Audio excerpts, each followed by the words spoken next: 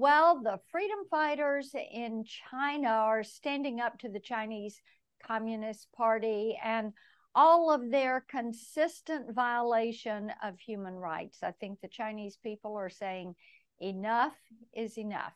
And my next guest has been with us previously to talk about China policy and the Chinese Communist Party. And you all wanted to hear from him once again. Gordon Chang, welcome back to Unmuted. Well, thank you so much, Senator. I really appreciate it. And let me just start right off the top.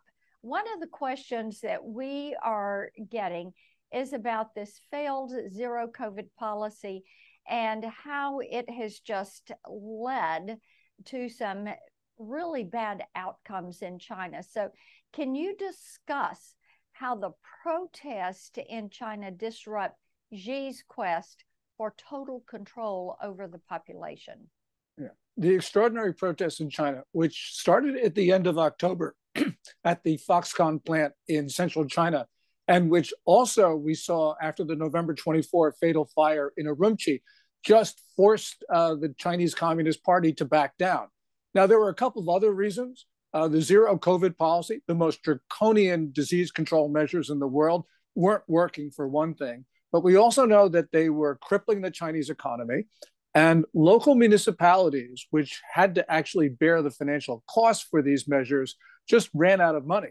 But it was really the spark was the protest. And those protests showed how very brave Chinese people took to the streets. And they not only complained about zero COVID, they chanted, "Down with Xi Jinping, down with the Communist Party." And that was extraordinarily brave of them to do that. You know, one of the things that we have remarked on is the response or lack thereof from President Biden and the Biden White House. What do you make of their response to all these protests? Yeah. The response from the Biden administration that we heard at the end of last month was really dispiriting. You know, if the United States isn't going to stand up for freedom and democracy, nobody will. But also, you know, people notice this around the world, not just in China, but there's a national security implication to this, Senator. So, for instance, in 2009, when Hillary Clinton was Secretary of State, she publicly said the United States was not going to emphasize human rights in her then upcoming discussions with Beijing. Well, there's reporting from the Chinese capital that said the Chinese leaders were ecstatic that she had performed the full kowtow, and that's a direct quote. And what was really important was that within a month, China was attacking unarmed U.S. Navy reconnaissance vessels in international waters. And one of those attacks, which was in the South China Sea, was so serious that it actually constituted an attack on the United States. In other words, an act of war. So there are implications because the Chinese leaders press the advantage when they see that we are not standing up for our values. And the Biden administration at the end of last month certainly was not standing up for the values in China or our values.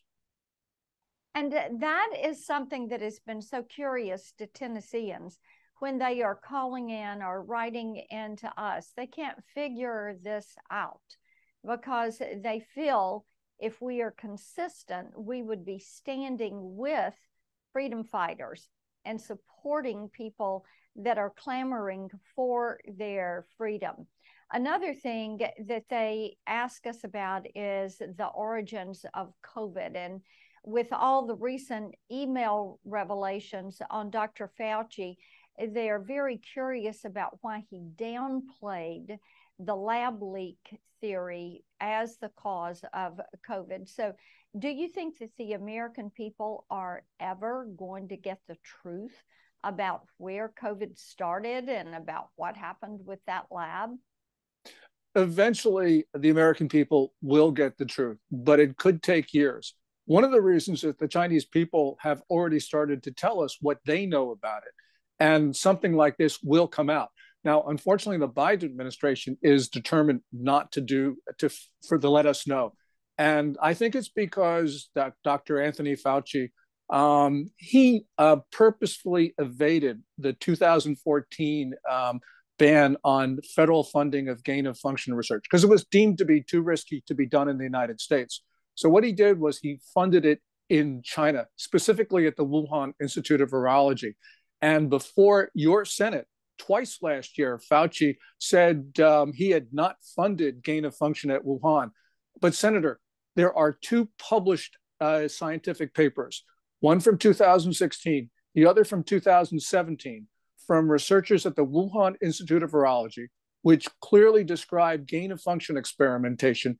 And both of those papers, in the footnotes, specifically acknowledge funding from the National Institutes of Allergy and Infectious Diseases. In other words, Dr. Fauci's institute at NIH. So either he didn't know what his institute was doing, or he committed perjury twice last year. I'm of the view that he had to know what was going on for various reasons, and therefore he did commit perjury. And the Department of Justice doesn't seem to care. And it's so interesting to people that there is a lack of caring about this, and because they want to know where this came from and exactly what it is. We hear from people every single day that have had adverse negative effects and reactions, either to the COVID vaccine or to the virus itself. Let me ask you one other thing, because in recent days, we've seen Xi Jinping double down on his support and friendship with Russia and what I call the new axis of evil, which is Russia, China, Iran, and North Korea. So how has the weakness from President Biden and this administration really emboldened China, Russia, Iran, North Korea, and emboldened Xi Jinping as he moves to global dominance? On the most fundamental level, President Biden refuses to acknowledge what is obvious to everybody in the world, and that is that Russia and China do form the core of the new axis of evil. Now, if you're not willing to talk about it, then you're not willing and not able to defend against it. And one of the ways that Biden has emboldened this axis is that he has been continually warning China not to support Russia's war effort in Ukraine, specifically with military assistance. But there's open reporting, Senator, that China has been providing military assistance to the Russian war effort, and the administration is not willing to impose costs on China for doing that. Now, this is part of a broader problem that he's not willing to impose costs on North Korea. He's not willing to impose costs on Iran. We just see this across the board. And that's why the bad actors in the world think that they can do whatever they want. Well, and we certainly have seen them pick up their pace. When you look at China and their aggressiveness against the South Pacific Island nations, they're in the South China Sea, their aggressiveness, what they're doing to Taiwan, as well as their continued genocide against the Uyghur Muslims and their actions toward the Hong Kong freedom fighters, the Tibetans, the Mongolians. You know that they feel as if they've got some running room and they're not going to get their hands slapped. Yes, and that's clearly Beijing's view. And the reason why this is important right now is just the last couple of days, Xi Jinping authorized that incursion into Arunachal Pradesh. That's a part of India on the China border. And clearly, you know, Xi Jinping, despite all the problems at home, is lashing out, which means that he's put not only India on notice, he's put Taiwan, Japan, the Philippines, the United States, Australia. They put all of us on notice that Xi Jinping is going after us despite the problems at home, or maybe because of the problems at home. What he's trying to do is distract the Chinese people from his obvious policy mistakes on COVID and everything else. And so this is I think, a period of extraordinary danger for us. Yes, I agree with you. And I saw some video online of some of the Indian army actually beating back some of the Chinese troops, trying to keep them from passing over into their territory. So you're so right about that. I know our audience is going to want to read some of your writings. You're a scholar and an author when it comes to China policy. And I know that they're going to want to read this. They can find you online at Gordon G. Chang. I hope that they will continue to follow you, We're delighted to have you back to Unmuted with Marsha. And thank you all for joining us for another Unmuted. You will find me online at Marsha Blackburn.